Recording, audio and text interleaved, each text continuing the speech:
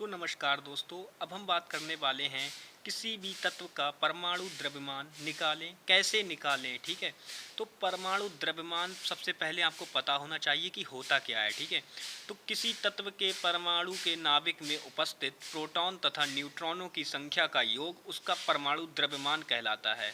इसको ए से प्रदर्शित करते हैं। ठीक है, ये तो इसका बेसिक फार्मूला था।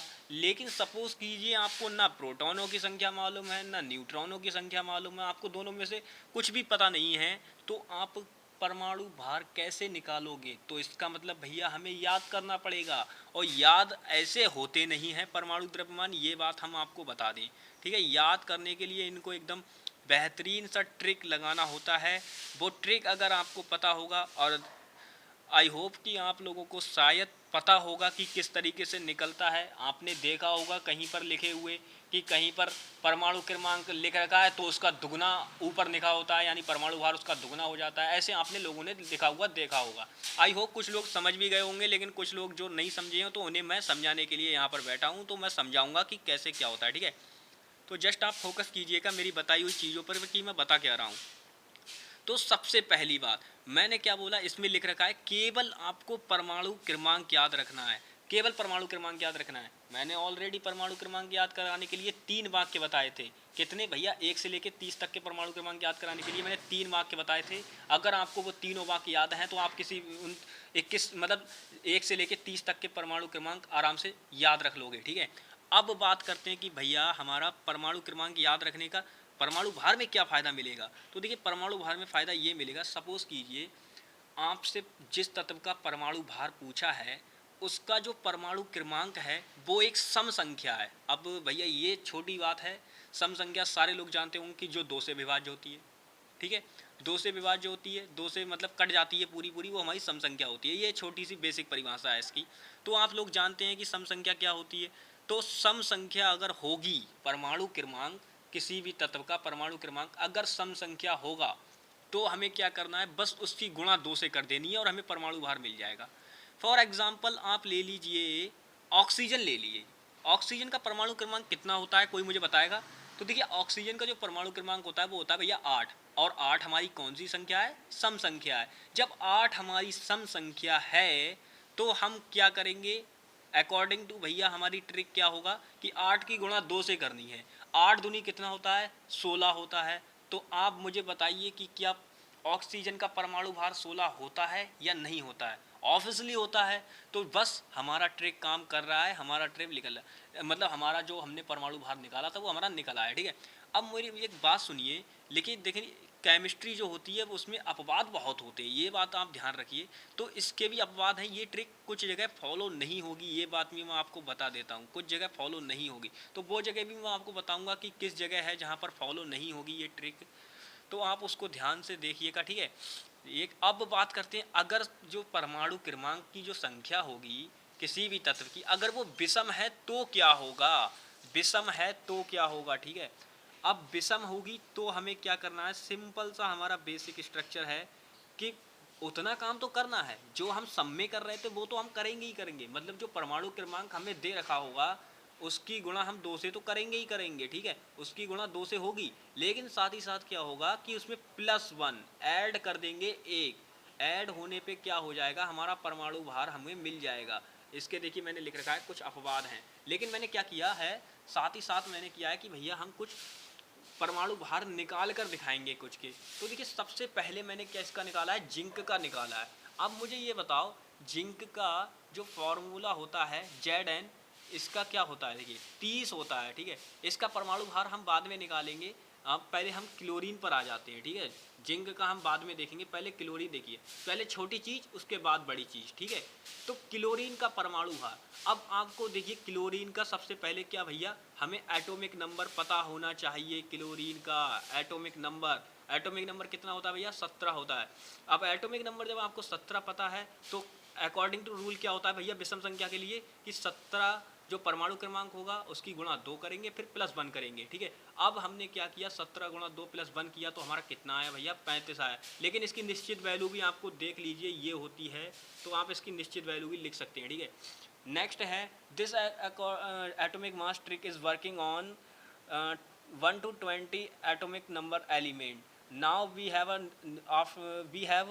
other trick to found 21 to मतलब 21 to 30 atomic number element atomic mass. मतलब इसका मेरे जो कहने का मतलब था, यहाँ पर मैंने थोड़ा इंग्लिश में लिख दिया था, कोई दिक्कत नहीं है। इसका जो कहने का मतलब ये निकल रहा है कि जो ये हमने अभी तक ट्रिक लगा रहे थे ना कि सम संख्या और विषम संख्या वाली, ये ट्रिक केवल आपकी कितने तक फॉलो होगी। इसीलिए मैंने जिंक का फॉर्मूला नहीं बताया आपको, इसीलिए मैंने जिंक का परमाणु भार नहीं बताया।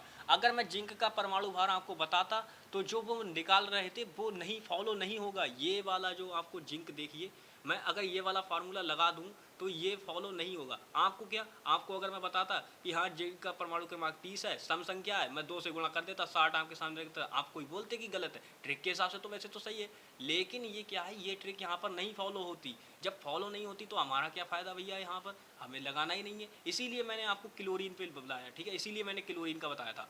तो चलिए अब हम देखते हैं कि भैया जब इस ट्रिक से नहीं निकलेगा तो दूसरा क्या है हमारे पास, दूसरा चीज़ भी तो होगा कुछ ना कुछ। ऐसा तो है नहीं, जब हमने बोला है आपको कि हम आपको 1 से लेकर 30 तक के परमाणु भार याद कराएंगे, तो 21 से लेकर 30 तक के भी लिए तो हमने कुछ ना कुछ सोच रखा होगा। तो चलिए जो सोच रखा है वो आपको बताते हैं कि हमने क्या सोचा है, ठीक है। तो उसके लिए आपको ये जो नंबर आपके सामने दे रखा है, आप इसे कुछ भी समझ सकते हैं, कोई भी नंबर समझ के आप इसको याद कर लीजिए। आपको जो आपको अच्छा लगे, जिस तरीके से भी अच्छा लगे, आप उस तरीके से सोच के इस नंबर को आपको याद रखना होगा। मैं पक्का बोल रहा हूँ, अगर आपको ये नंबर याद नहीं है तो भैया आप 21 से लेकर 30 तक के परमाणु भार नहीं निकाल पाएंगे। ये नंबर आप ध्यान से नोट कर लीजिएगा। अब देखिए इस नंबर को काउंट कीजिए आप, ये 1, ये 2, ये 3, ये 4, ये 5, ये 6, ये 7, ये 8, 9, 10, कितने हैं भैया, 10। और 21 से लेके 30 तक के तत्व कितने होते हैं, वो भी 10 होते हैं। अब 10 तत्व हैं तो ये क्या है, अब देखिए इसे प्रूफ मतलब इसे लिखना, ये तो नंबर चलो मान लिया आपने, ये नंबर याद कर लिया, ठीक है, ये तो नंबर याद करने की बात थी, ये आपने याद कर लिया। अब मेन काम इसमें जो आता है भैया, नंबर तो याद कर लिया लेकिन इसे यूज़ कैसे करें, यूज़ कैसे करना है इसका। तो यूज़ करने के लिए सिंपल क्या करना है, 21 वाला जो जिसका परमाणु क्रमांक 21 होगा उसमें आपको 3 जोड़ना है, जिसका 22 होगा उसमें 4 जोड़ना है। मतलब सम संख्या वाला कॉन्सेप्ट तो होगा ही होगा। मतलब ऐसा नहीं है कि विषम संख्या देख लेंगे तो क्या करेंगे उसमें भैया कि 2 गुणा 1 प्लस 1 कर देंगे, मतलब मतलब परमाणु क्रमांक की गुणा 2 से करेंगे प्लस 1 कर देंगे। ये कॉन्सेप्ट इसमें नहीं लगेगा। इसमें कॉन्सेप्ट क्या है, जो वो प्लस 1 था वो नहीं होगा, वो उसकी जगह पे ये अंक चलेंगे, क्रमशः 10 तक ये अंक चलेंगे, ठीक है। जैसे मान लीजिए आपसे पूछे कि भैया 22, अब देखिए मैंने ये बता दिया। अब देखिए आप इसके भी कुछ अपवाद होते हैं, जैसे जिसका परमाणु क्रमांक 29 होता है, ठीक है।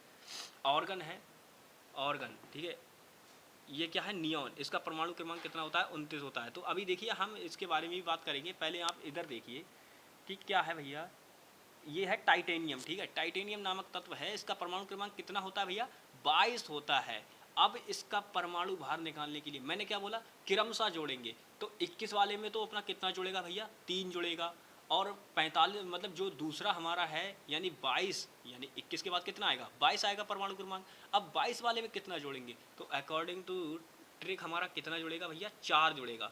4 जुड़ेगा तो आप देखिए सिंपल सा क्या कीजिए, 22 परमाणु क्रमांक है, 22 की गुणा 2 से की, प्लस 4 कर दिया ऐड, कितना आ गया, 48। तो जो हमारा इसका परमाणु भार होगा वो 48 होगा। आप ये बात ध्यान से नोट कर लीजिएगा, ठीक है।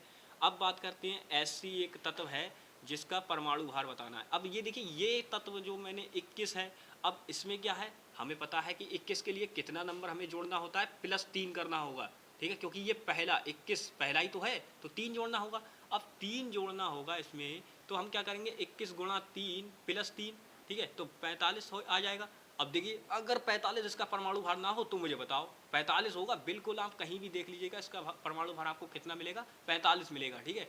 नेक्स्ट अब हम देखते हैं इसके कुछ अपवाद हैं, 1 से लेके 20 तक के अपवाद देख लीजिए। पहले मैंने बोला था कि मैं अपवाद भी आपको साथ ही साथ बताऊंगा, तो ये देखिए 1 से लेके 20 तक के बीच में जो अपवाद हैं वो आपके सामने मैं लेकर आया हूँ, ठीक है।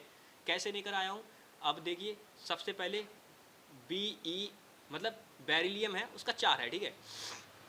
अब आप इसमें ये कॉन्सेप्ट देखिए कि 4 है और सम संख्या है, ठीक है। सम संख्या का हमारा कॉन्सेप्ट मैंने क्या बताया था कि भैया परमाणु क्रमांक की गुणा कर दो 2 से, आपको परमाणु भार मिल जाएगा। मिल रहा है क्या, यहाँ पर 4 दूनी 8 होता है, लेकिन यहाँ पर कितना भैया 9 है, यहाँ पर नहीं मिला। तो आपको ये जो वैल्यू है ये आपको याद करनी होंगी। अगर आपको ये याद नहीं है तो बात गलत होगी, ठीक है। तो आपको ये वैल्यूज़ आपको याद करनी होंगी, ठीक है। नेक्स्ट क्लोरीन है। क्लोरीन भी एक तरीके से अपवाद ही समझ लीजिए। कैसे समझ लीजिए, सपोज कीजिए आपने क्लोरीन को क्या है 17, तो मतलब परमाणु क्रमांक की गुणा 2 + 1 करोगे तो क्या आएगा 35 आएगा। लेकिन इसकी निश्चित वैल्यू होती है जो कि हमें प्रयोग करनी होती है 35.5, ठीक है। तो आप इसको ध्यान रखिए। और इसका एक समस्थानिक होता है जिसकी वैल्यू कितनी होती है भैया, 37 होती है, ठीक है। एक का Cl17 35 होता है और एक का Cl17 37 होता है, ठीक है। ये समस्थानिक होता है क्लोरीन का। तो अब बात करते हैं भैया हम अपने, मैंने जैसा बोला था कि जिंक का निकाल के दिखाऊंगा, जिंक का मैंने बोला था पीछे कि वो तरीका सही नहीं था। वो ट्रिक मैंने आपको जस्ट वहाँ पर क्या किया था, मैंने उस जो सम संख्या वाली ट्रिक लगाई थी, Zn 30, परमाणु क्रमांक 30 सम संख्या है, 2 से विभाज्य हो जाएगा, ठीक है। लेकिन क्या हुआ कि वहाँ पर मैंने ट्रिक लगा के दिखाया तो हमारा परमाणु भार क्या आया था, 60 आया था। लेकिन यहाँ पर कितना आ रहा है, 65 आ रहा है। क्यों आ रहा है, उसका रीज़न देखिए। अब मैंने क्या बोला कि ये हमारा किस परमाणु क्रमांक के बीच में आ रहा है, 21 से लेके 30, और इसका परमाणु कितना है भैया, 30 है। अब 30 है तो लास्ट में कौन सा अंक था अकॉर्डिंग टू हमारी ट्रिक, हमारी अकॉर्डिंग टू ट्रिक के हिसाब से था लास्ट अंक 5। तो इसमें कितना जुड़ेगा भैया, इसमें जुड़ेगा सम, जब परमाणु क्रमांक की गुणा 2 से करेंगे तो 5 जुड़ेगा। तो जिंक का जो परमाणु भार आएगा वो कितना होगा भैया, 65 होगा। कितना होगा, 65 होगा, ठीक है। तो जस्ट ये थी परमाणु भार निकालने का तरीका। और मैं अभी क्या बोल रहा हूँ, हाँ मैं बता रहा हूँ आपको कि मैं अभी तो मैंने आपको परमाणु क्रमांक निकालने का तरीका बहुत ही अच्छी तरीके से बता दिया, ट्रिक भी बता दी सारी। 21 से लेके मतलब 30 तक की अलग ट्रिक होती है और 1 से लेके 20 तक की अलग ट्रिक होती है, ठीक है। तो मैंने ये नॉर्मली आपको ट्रिक बता दी। अब मैं आपसे एक वीडियो नहीं मतलब कुछ आपसे शेयर करूँगा, उसमें मैं आपसे परमाणु क्रमांक और साथ ही साथ कुछ तत्वों के परमाणु भार आपसे निकलवाऊँगा।